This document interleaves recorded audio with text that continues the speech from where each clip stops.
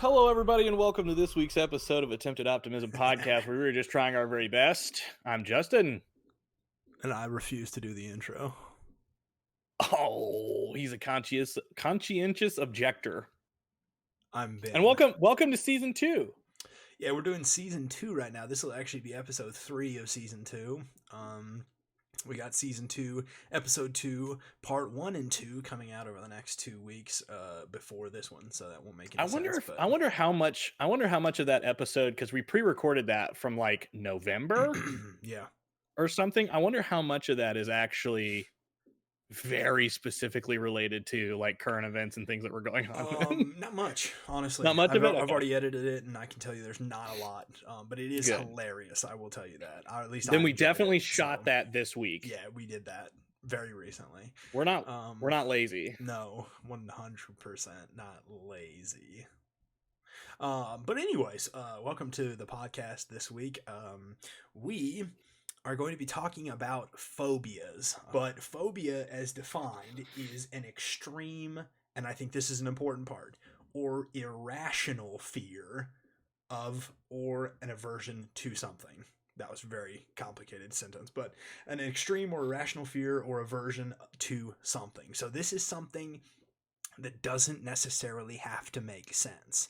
I think typically when we think of a phobia, we think of things we're just generally afraid of. But this can make no sense and still be a phobia.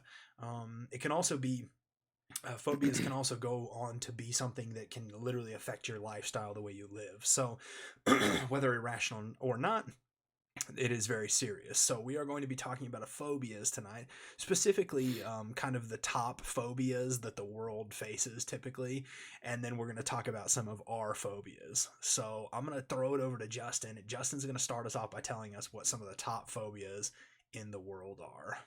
All right, so number one, I think, is something that a lot of us can kind of get on the gravy train with. A lot of us are riding this wave. Okay. And let me hit you with this one: arachnophobia. Oh yeah. Facts. That's a good one. Got it. Yeah. Fear of spiders. Okay. Yeah. The fear of spiders affects women 4 times more than men. Apparently, 48% women. 12% men. I don't know what those percentages are supposed to leave those percentages represent. That doesn't go to 100%. I don't know. So yeah, arachnophobia is fear of spiders. I tend to sort of explain or evaluate my phobias. And so like when somebody says, like my wife will say to somebody, "Oh, he's arachnophobic. He's afraid of spiders." And what I will say is, I'm not afraid of spiders. I don't like when I see one and then it goes somewhere where I don't see it anymore. That is my phobia. Like if I see it, I can kill it. So what you're telling me is you've made up your own phobias. Probably. I have not made up my own phobias. I've enhanced them. I've like added cocaine to my phobias. It gets so much worse. Okay. All right. Then we have some that I'm not going to be able to pronounce. Okay. Ophidiophobia. What do you think that one is? Of the fear of feet. No. Okay. I heard you say ophidiophobia. Ophidiophobia. OPHID. Ophidiophobia is the fear of snakes. Okay. Phobics avoid certain cities because they have more snakes. Acrophobia. Acrophobia, which is the fear of heights. 5% of the general population suffer from this phobia. I think it's a realistic one. I don't think it's one of those that's like irrational. Look how quickly you got into this. No, it is. I just got a little defensive. No, because you're trying to you're justifying what its acrophobia is, right? And it's not just fear of heights. Acrophobia goes further than that. It's fear of heights, even heights that you could like safely get down from. That's where acrophobia gets in, where it's like you're on a 4-foot ladder and you fall, you're not going to hurt yourself, but you start to go, oh my gosh, I'm up so high. Yeah, like acrophobia goes beyond what you're describing it as. But yeah, no, I think that one's fair. Fear of heights. Then we go to agoraphobia. Agoraphobia, which is the fear of open or crowded spaces. Yep. You got that one? That one on your bingo card? Agoraphobia? Are we playing bingo now? I should have made my bingo card. What I would say about this one is I'm not afraid of crowded people or spaces. I have an aversion to it. I guess aversion was a part of phobia, wasn't it? I think I'm agoraphobic. What I feel like you're doing is justifying your phobias and pretending like they're not phobias. When I'm starting to see that you might have a deeper problem. Well, I think there's a deeper problem going on. So here. when I looked into what a phobia was, a phobia is a type of anxiety disorder. That's it. You got all of it. That's it.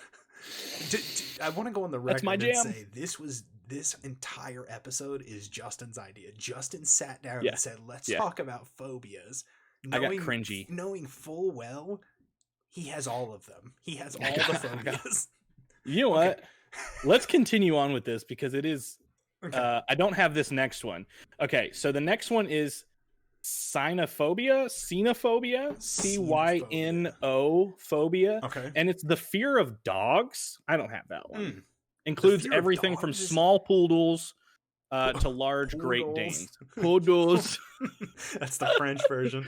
The German version. Poodles. The next one is Astrophobia, the fear of thunder / lightning, aka Brontophobia, Tontriphobia, and Serranophobia. Fear of thunder and lightning. No, I don't know. Mesophobia. Mesophobia. Mesophobia? Mm-hmm. You know what that is? Misophonia, which is the food thing. What is mesophobia? Mesophobia is the fear of germs. It's also rightly termed as germophobia or bacteriophobia or trypophobia. Now, I know people like this. I am now. No. I mean, to what extent? No, seriously. Like after COVID, I panic when we come home from stores or when we get in the car from a store. Okay. Like because of COVID, I'm heavy into that now. What about with your food and stuff? No, probably because not. This plays into food as well, like how you eat your food.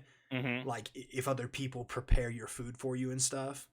Weird. Yeah, I mean it goes deeper than what. But not like the Karen that yells at the fast food place. Hey, tell him to put a glove on. You're talking about like you're afraid to eat portions of your food because somebody else could have contaminated it or touched it while preparing it, things like that. Like that's like a germaphobe. Like do you when you walk? Well, obviously you don't walk into restaurants right now, but are you the kind of person who's going to bring a wet wipe so you can wipe all your chairs, all your tables? Just to make sure. I mean, it's that's the extremes that this leads to, which is definitely where it becomes a phobia. Now we have Aerophobia. See, you want to say fear of air, but it's not flying. Yeah, fear of flying. Fear of flying. The fear of flying. 25 million Americans. I don't know why it pinpointed us. I guess share the fear of flying. What's after? Get out of the plane. Aerophobia. What's after that one? Then we have trypophobia, which is the fear of holes. It's an unusual but pretty common phobia. Trypophobia or tryptophobia? Trypophobia. Now they're just making fun of people. They're like if you trip and fall in a hole, they're making fun of people. Trypophobia. Probably. What number are we on? How many we got left on this list? That's it. That was it. Other than the one that you're saving. Okay, so let's talk. Hey. So do you have 3 or 5? I only got 3 that I chose. 3. Okay. So you want me to start with mine? Number 3? Yeah. So number 3 we've already talked about on my list. Would be arachnophobia. I just really I don't like spiders when I see them. I don't like spiders when I don't know where they went. I don't like spiders 20 feet from me. I just don't like spiders. Mm-hmm. But also I would add into that any bug, and I don't know what the phobia is for that, but I just am not a fan of bugs. Insectophobia. I hate crickets. I hate anything that flies or jumps. I hate roaches. I hate water bugs. I mean, I just don't like bugs. And it's not even so when we lived in Atlanta, there's basically these giant water bugs. They look like roaches. They're not technically roaches, but they're giant water beetle things. Mm-hmm. And if you live in Atlanta or really anywhere in the South where there's a high level of humidity, no matter how clean your house is, you're gonna get them. They're gonna be there. It's just a part of it. It's just. I had one fly off of the fridge. Oh gosh! And land on my shoulder the other day. And I was like, "Oh my gosh!" It is what I don't miss about living in San Antonio, because we had them in San Antonio because of the humidity. Oh, I hated them because and it does not matter how sealed up your house is. It's getting in there somehow. They're just a part. I'm pretty sure it rode my dog into the house. Yeah, it's just a part of living in humid climates. But they would be in our apartment in Atlanta, and I hate it. I can't kill them. I can't kill them. I would make other people come into my house and kill them. I'm not doing it. The more you talk about it, the more cringe I am. That's what I'm saying.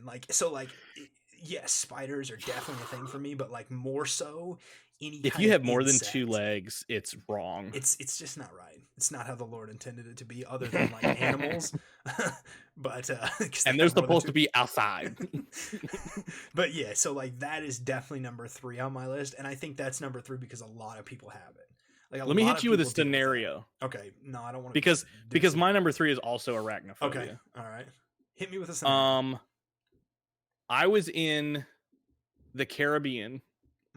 In Haiti. You lost me instantly because I know where this is going. Go ahead. And we were at a Salvation Army church service in the evening, so it was already getting dark. And the bathrooms for this facility were outside. I feel and it was really dark. Bones. And so it's like, all right, I'm just gonna walk to the bathroom. So I go into the bathroom and I open the door, and the room that it must have been like a 5x5, right? So small, real tight bathroom. And I walk in and I flip the switch of the lights. It's not working. Conveniently, because of Haiti, the walls have it's like brick, and it had holes in the top, and so I could see a little bit.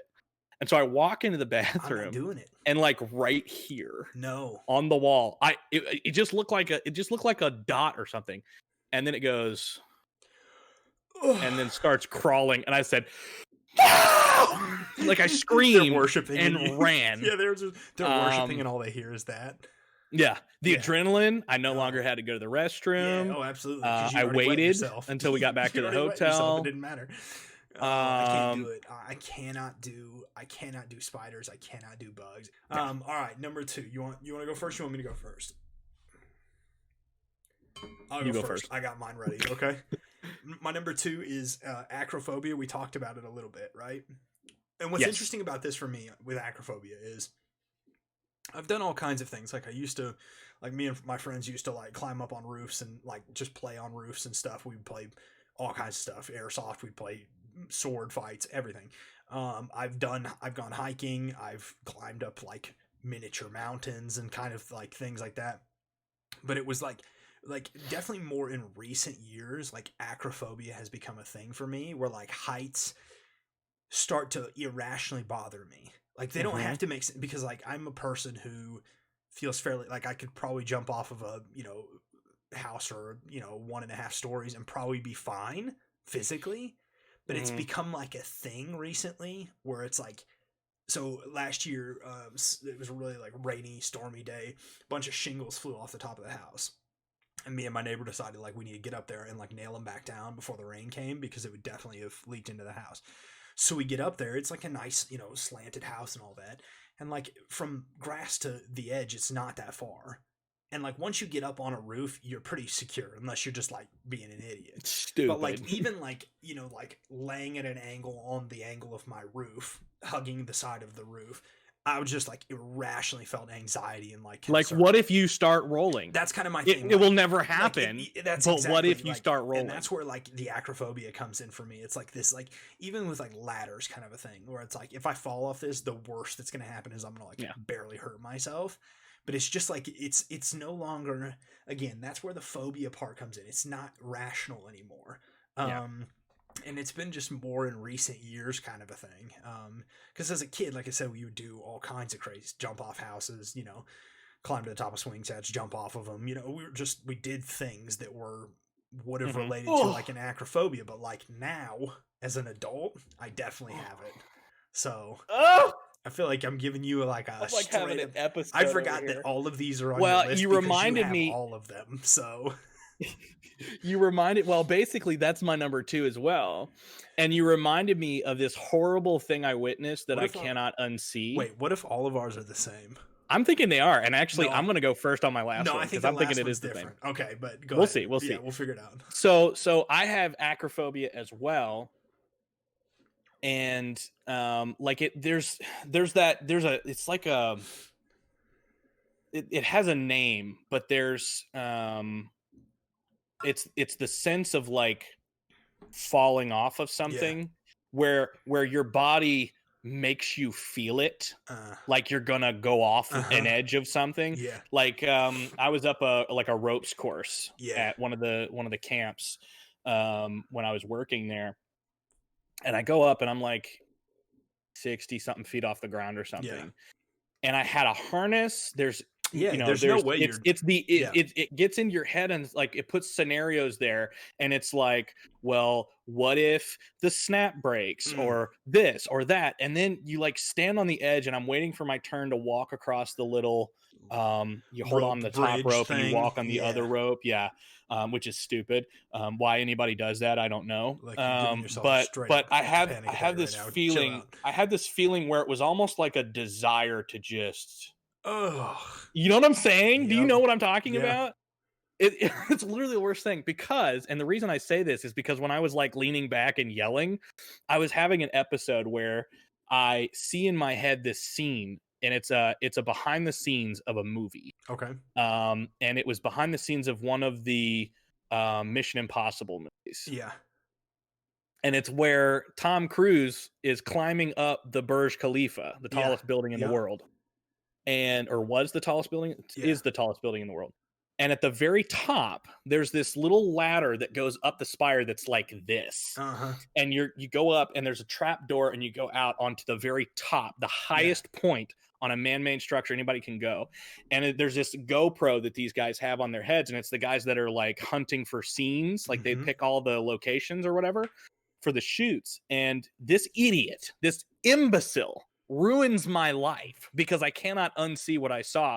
He takes the GoPro off of his head or wherever it was, and he points it down where they're standing. He's like, look at how small this is, because they're standing, their knees are touching on the top of the spire. And then he goes, what? Like it points it over to where you see the like drop. Falling. Yeah. And I actually like almost fainted when I watched that video. I didn't know it was coming. No, but there's no trigger warning or anything like that, right? And like I had almost a full-on panic heart attack, like, because I just, from now on, I only see, and my legs are shaking at this point, but like I can see like super tense, like I'm trying to hold on to the top of the Burj Khalifa for some stupid reason. I'm in my living room. It's a ranch house, one story. It's all right. But I'm on top of the building, and I'm like feeling like I'm gonna go. Okay. Number one on our list before Justin has a full-blown conniption. Okay. Let's talk about the worst one, which is even worse than. I don't know if I don't think they're gonna be the same on this one. Mine is 1,000% claustrophobia. Okay, so interesting. Let's talk about this, because I think that we might come to an agreement that yours is not claustrophobia. But go ahead. Okay, so I have a phobia, and this is the one I took off of that list of the 10 most common phobias, and it's the fear of small spaces like elevators, small rooms, and other enclosed spaces. Mine is a little bit harsher than that. Okay. I have a recurring nightmare. Okay. And part of it comes from, oh my gosh, I just saw it in my head. Okay, take it easy. Part of it, I really need to stop watching TV and movies. Yeah. Part of it comes from this TV show called The Strain. Okay, have you seen that? Yeah, I've seen portions. It's about like this weird, freakish vampire plague kind of thing. Good book series. Yeah, probably. Yeah. I'll have to check it out. But like, there's this point in the first season, like 5 episodes in, no spoilers, obviously. It's been out for like 50 years. But there's this point where the characters are looking for the original guy, the master or whatever he's called. And they have to go, they're going through the tunnel subway system of like Manhattan or whatever. And they come to this like abandoned structure. It's like ruins of an old tunnel or something. And they see this little hole that's like probably the size of my monitor, which is not real big. We're talking like 30 inches. And they decide, for whatever reason, I would just let the vampires have the world at this point. I could not do it. they climb in. And it's not big enough for you to turn around. It's not big enough for anything. This is definitely a movie because people don't do things like this in real life. Facts. Yeah, who would? Like, anyway, they climb, and it's like a long way, and you don't have, gosh, I'm panic. I'm sweating. You can't like use your arms to move you. You have to just kick because your arms can't move. Okay. And there's a point in there where one of the guys is like, oh my gosh, it's like halfway in. You gotta stop. And there's a guy ahead of him. There's a guy ahead of him who is trying to get out, but he's stuck. Okay. He's stuck. Yep. And he's underground and he's gonna get stuck. And oh my gosh, I can't breathe. And the guy behind him has a vampire like nipping at his feet. Like the whole thing is like I'm like losing my mind remembering this right now. Television. I cannot, and so I think it's claustrophobia. You have something that it's so not. This is why I said I think by the end of it, it's going to change your mind because when I looked it up, very specifically, I know I don't have claustrophobia because claustrophobia. So claustrophobia by definition can happen at any time, and it's more specified. So claustrophobia could like hit you like when you're about to go into an MRI machine or anything, right? Like you're just like, it's just an enclosed space, but like, obviously there's a way to get out of it. All you have to do is say, hey, take me out of this thing, right? Hey, screw this guy. I need to get out of here. Claustrophobia would be like going into an elevator, even though you know there's a final destination a floor up, but you don't say it like that. Physically or like you don't have the anxiety to get in the elevator. Okay. Yeah. What you're actually describing, in my opinion, is a rational fear of horrible things. Is clethrophobia. What? I probably don't need, because that sounds awful. I probably don't need to know what. Okay, go. I'm gonna give the small definition. Look at my forehead. Look at my forehead. You all right? Clethrophobia is triggered by actual confinement in a small space. Oh, so awful, but that's the one. That's clethrophobia. People with clethrophobia are often fully comfortable entering small areas that are free to leave. So such as an elevator, such as you got it. Clethrophobia is the phobia of being trapped, locked in, or otherwise unable to leave. Oh, daddy. Oh my gosh. Clethrophobia. And that's my number one. That's how I knew what it was, because as you started, I thought to myself, he's got the wrong word, just like most people would. But like ultimately what we're talking about here, clethrophobia, is ultimately just a submarine. Because you cannot leave. You cannot leave as something like... stop, okay, bro. all right, we'll stop.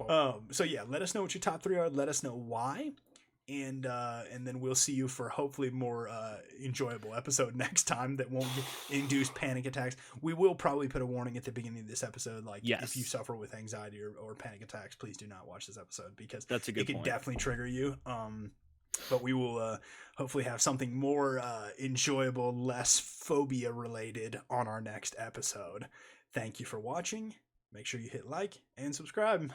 Okay.